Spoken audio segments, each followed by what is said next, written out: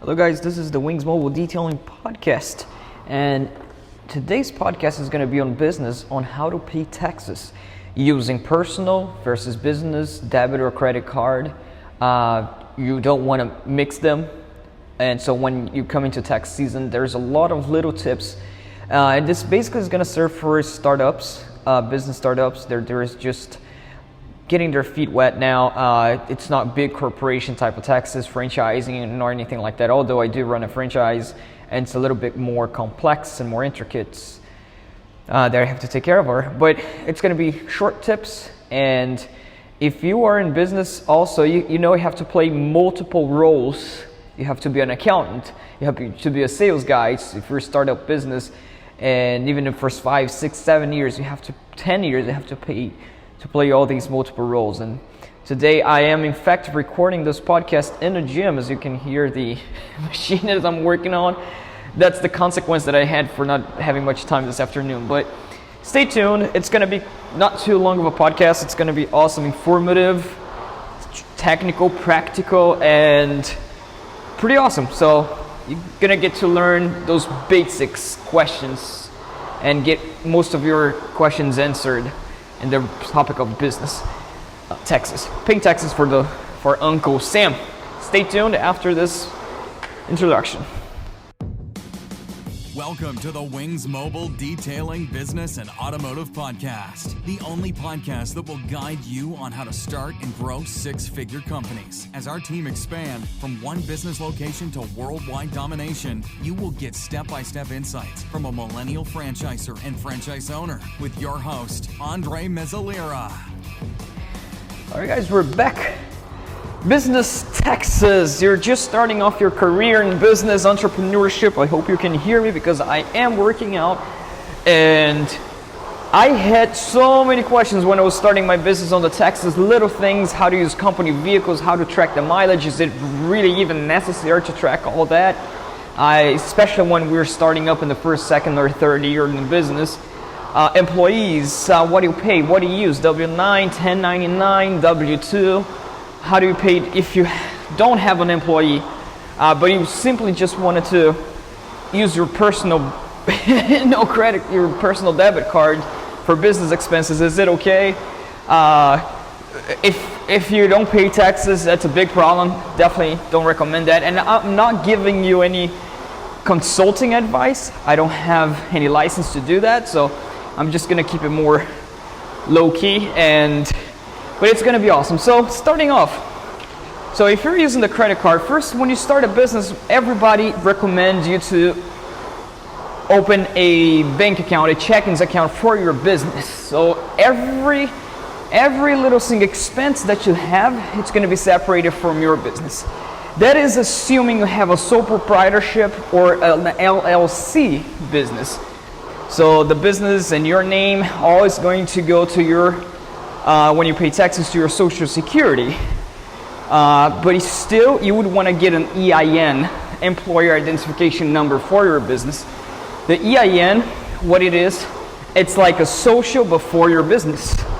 So you have your Social Security number and the EIN number, which is the social for your business.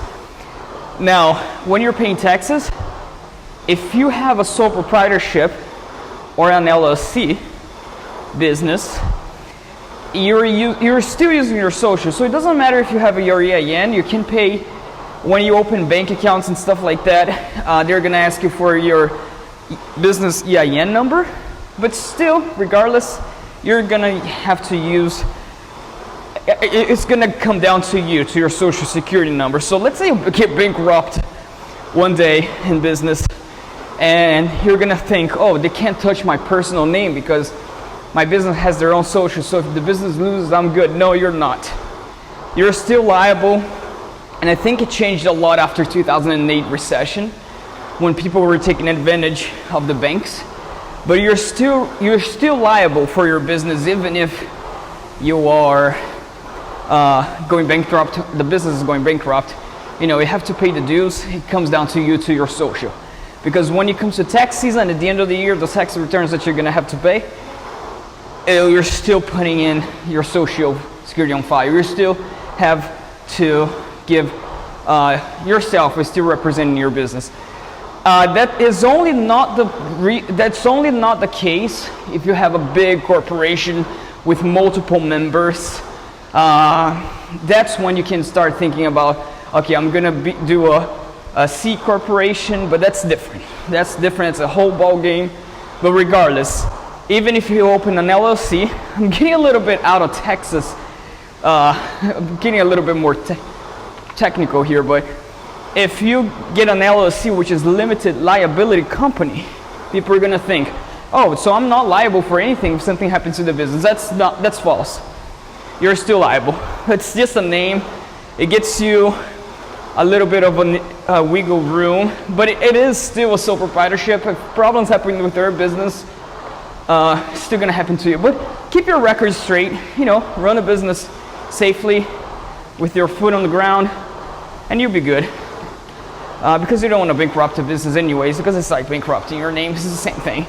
Now, when you open a bank account, the reason you want to open a separate bank account is because it's easy for you to track what was business expense and what was not business expense. So anything related, and I'm going to go over what is business expense and what is not business expense on a small business. On my particular business, I used to use the same method, but because it's been, I've been using I use different methods. But at the beginning, I have experience with it. I have experience and knowledge from accountants, books, and for the past 5 years, I've actually been reading a lot on that, Texas. So, what is business expense and what is not? And that's the reason that you want to get your separate debit card account. A business expense is wherever you spend money for the business. And why do you want to separate your business expense from your personal expense? The reason is because you can get deductions. So you have to pay taxes on the income that the business generates. So if you sell a product, if you sell a service, if the money goes in the bank, where you get cash, whatever, you have to pay taxes, whatever it is, on your income, on your gross income. Now, and you have to pay, it's a certain percentage, it depends on your case, but a tax lady can help you on that. I cannot give that advice, that's my limit. But you have to pay a percentage on taxes, on the income, and then all your expenses can be deductible. So let's say you bought a supply for your business, an equipment. In our case, we bought a generator for our business. We used our debit card. We use our business debit card account to buy the generator, and then at the end of the year, when you do your tax returns, and we show Uncle Sam, oh yeah, I spent $400 buying this generator. Okay, you're not going to have to pay taxes on the $400 that you received, because you used that to buy a generator.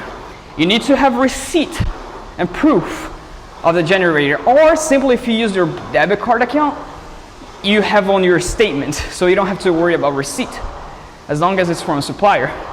That's why you also want to use a business debit card account instead of using cash.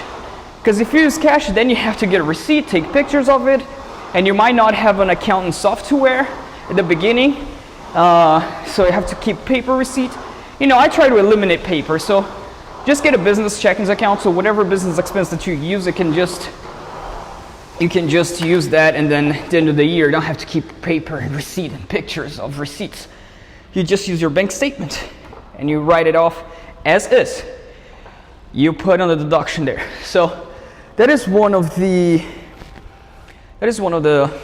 expenses that you can use. That's the reason you want to get a separate account. Now, let's say you don't get a business checkings account.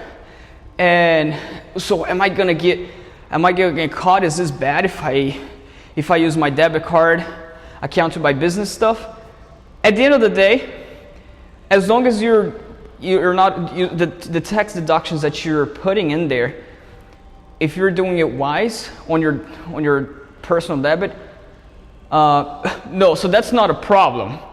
The reason you want just a separate account is because not only it's for you, go to a bank and you open a business checkings account, but the reason you want to separate is because at the end of the year, you just know, okay, all this is business expense and what I use on my personal card is not business expense. And then you separate from there. That's it. Easier. Why would you not mix your personal stuff with your business stuff, and then it's mixed? What is deductible and what is not deductible is not there. Although there's certain business expense that you use on your business card, but it's not technically tax deductible. Like, if you have a work vehicle and you take it to the mechanic, for example, and you have to, mechanic work, it's a business vehicle, you only use for business, and you have to take it to the mechanic.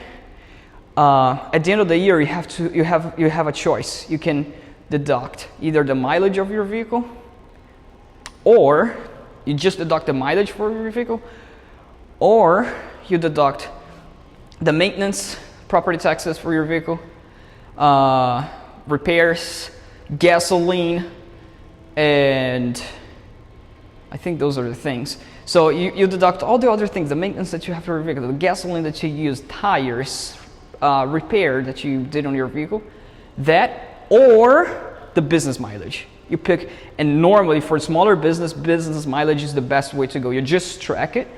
You can just download an app on your phone that tracks mileage, because if you get audited one day, the IRS, if you get audited and the IRS is going to ask you, prove that those mileage that you drove on that particular car are business miles. Yeah, they go deep. It's not like when you're doing the tax payment, the tax return at the end of the year, it's not like they're gonna ask you, your accountant's not gonna ask you, give me all the point A to point B proof that those are business mileage. Give me the proof. They're not gonna ask. But you wanna have that. You wanna have that on the app. Point A to point B that are business mileage, because if you get audited one day, you have all that. If you don't have proof and you get audited, they go back 3-4 years back. And if you get audited and they see, or you don't have proof for that, you have to pay taxes all over that, and it comes out to thousands of dollars. So you want to have proof for everything. And you have to pay for systems for everything to have those proof. So for business mileage, so let's say you decide, okay, I don't want to use the deduction on repair for my car. You still can use your card to pay for it. Obviously, it's not going to make a difference, but at the end of the year, you're not going to use that, I spent this much dollars with gas. No, you forget that. You use the mileage instead. It's a few cents that you get deduction on the mileages instead of the repair. So you have a choice to pick either or. Unless you have more than 6 cars in your name. For example, we at Wings have more than 6 cars in my name, so you have to use both. It's a different ball game, but in a smaller scale, you just use the mileage and you track. So you can download this app to track from point A to point B to prove, I went from my house to the client, and all the mileage that you did from one client to the other, to visit a client, to do a business meeting, everything's deductible. If you offer landscape and whatever type of services, you go from one client to the other, it is deductible. If you travel for business here to, let's say, Ohio, and it's for business, you prove that you did you travel far. You prove that they're a business buy, that you went there for an event, and you have tickets for that event, because if one day you get audited, you want to keep that ticket. Then you have to prove everything with that business mileage. So let's say you're a startup and you have your personal car as well. The car that you have, your personal car, you use that for business. And you open a business, you open an LLC or a sole proprietorship. So let's say that car, for example, you have that you use for business purposes as well. And at the end of the year, you get whatever you do with that car. So let's say you go to the restaurant right here. You get your car and goes to a restaurant. If your car is labeled with your company stickers or not, it doesn't matter. That doesn't take consideration. What the IRS wants to know later is if the mileage that you've driven, that you're deducting for your taxes at the end of the year to get the money back, or to just to get deduction, those mileages are actually you drove for business. The IRS wants to know that.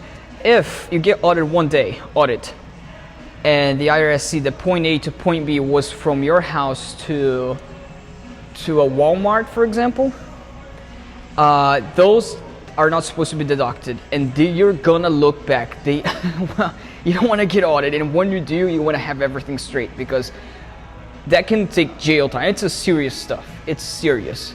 So do right at the beginning, so that when businesses are going well 20 years from now, you're not get audited and everything is just go downhill. So you're not deducting that.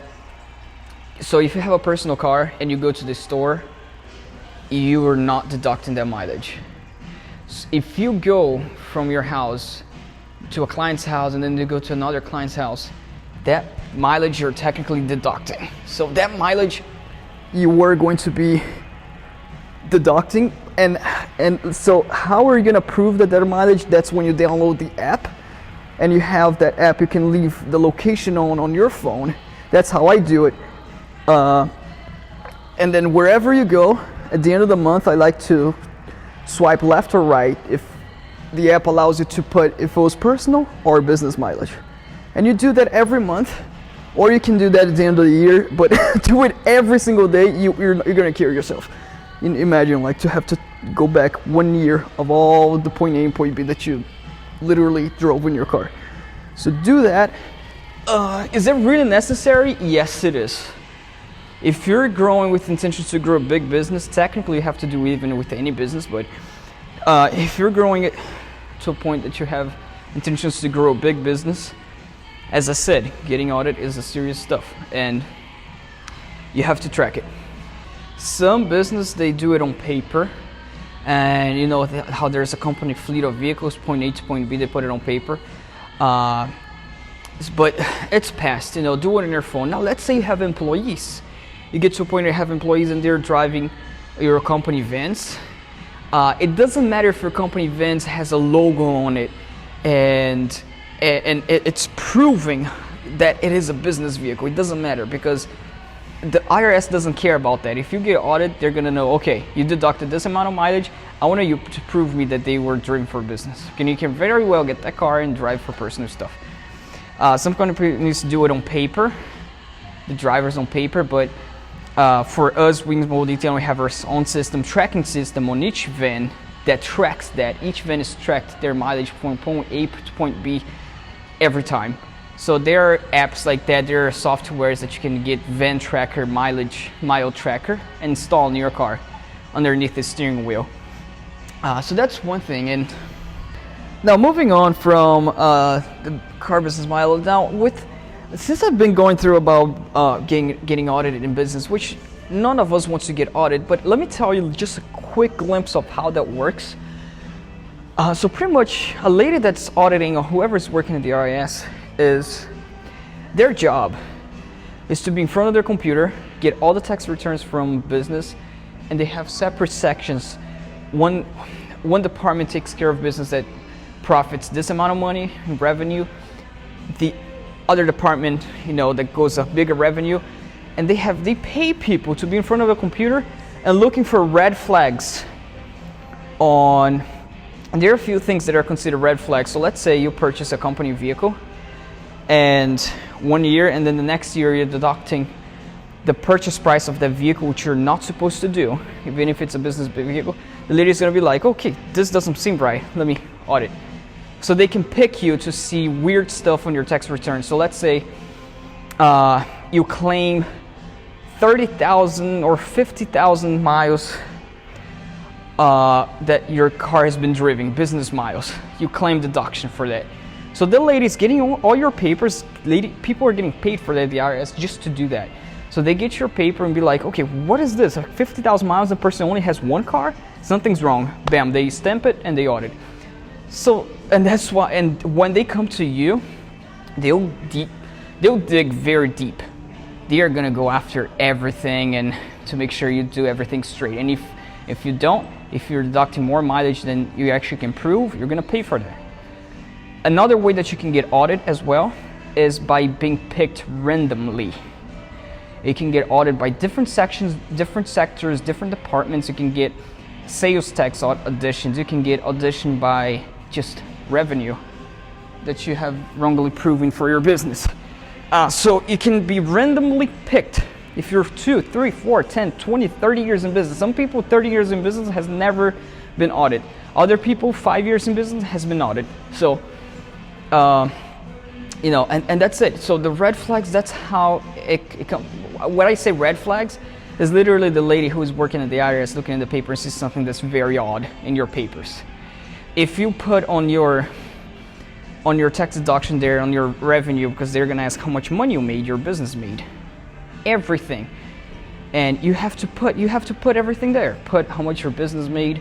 You're gonna ask for checks.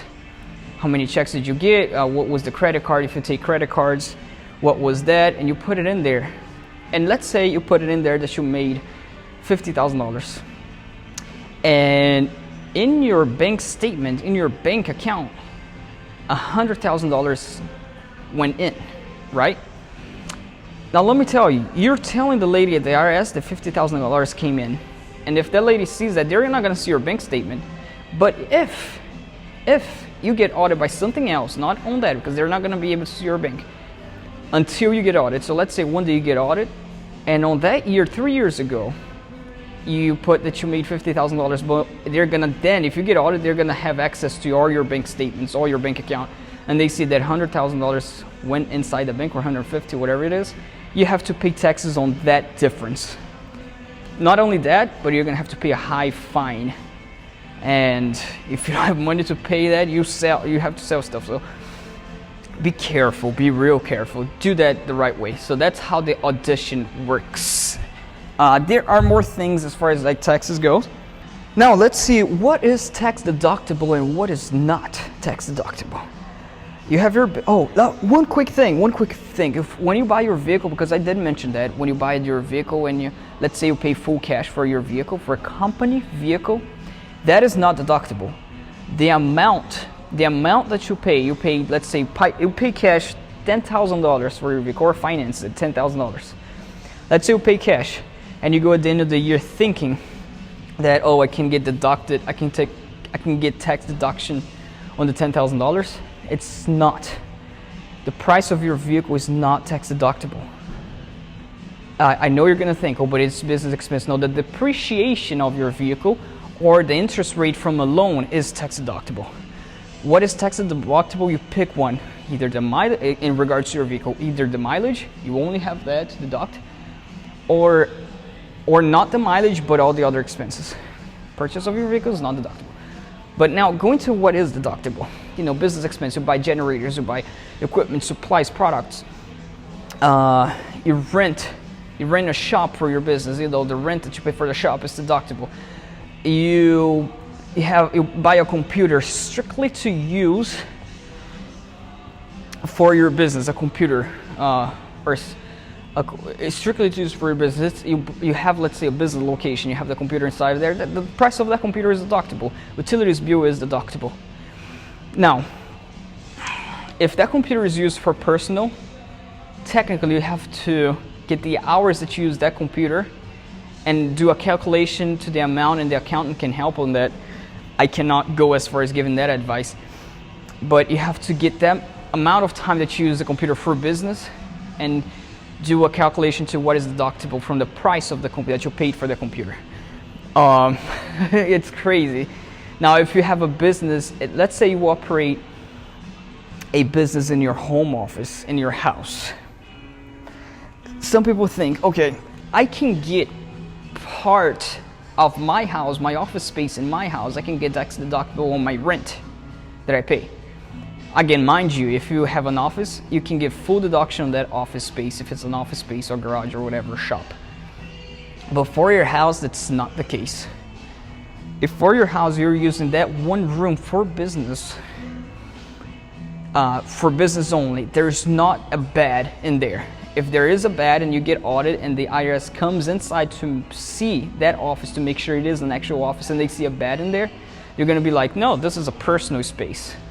They see a game room there and you're using that as tax deduction, the IRS is gonna go after you. It is gonna go after you.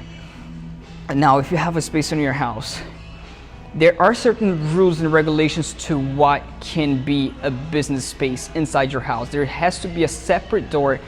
That part I'm not 100% sure, so I'm not gonna go there, but I believe there has to be a separate door from outside to inside in that room for that to be considered a business location, for you to deduct that on taxes, say that you're doing business there. But if there is no door going outside, and even if there is, so let's say you use part of the garage of your door for business or everything.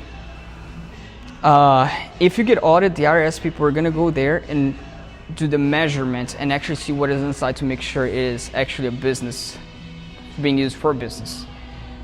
And if part of that office, part of the days that you have the home office is being used for personal stuff, you have to track the amount of time that you spend inside that particular office in your house for business purposes and not for personal purposes. You have to have proof. You have to write it down. You have to have proof of all those things. Some people are gonna think it's unbelievable. Like, I don't see, do you really have to track mileage? Do you really have to track all that? Yes, you do. Bigger business as they grow, we use trackers for events.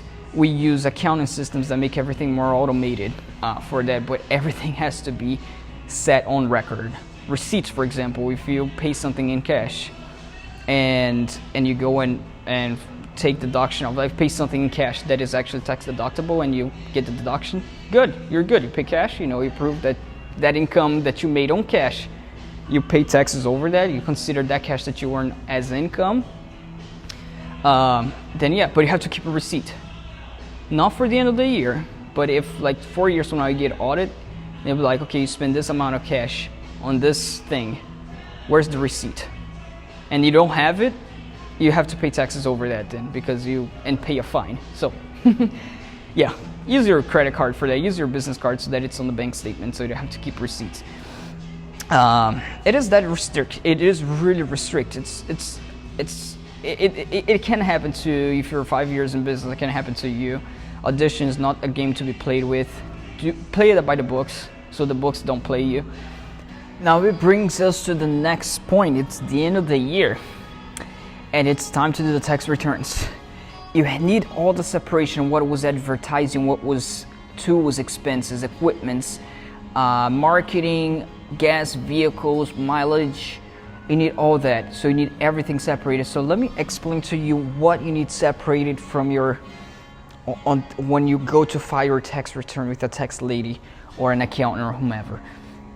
So at the end of the year, if it's your first year in business, you probably don't have all the systems set up. Maybe even the second, you don't have an accounting software, a tax software to where you do all the separation, because QuickBooks, for example, it's quite expensive monthly for if you're starting out in business. So at the end of the year, you might have to print all the bank statements that you use to buy stuff, all the receipts, all the mileage that you tracked with using your app. Just download that app, it's cheap, so you don't have to actually write it down. And you have to, that's why some people get different markers and everything to go in their bank statement each and every single day that is on the bank statement for every month. You're gonna see what expenses is what is tools, what was this, what was little things. And the separation that you're gonna be making is advertising and marketing. So advertising, whatever you use if you're advertising on Facebook, whatever type of ads you did, Craigslist, you pay those Craigslist fee, whatever, if you bought business cards, that is advertising. And you have to get that amount and have everything separated, highlighted in your bank statement.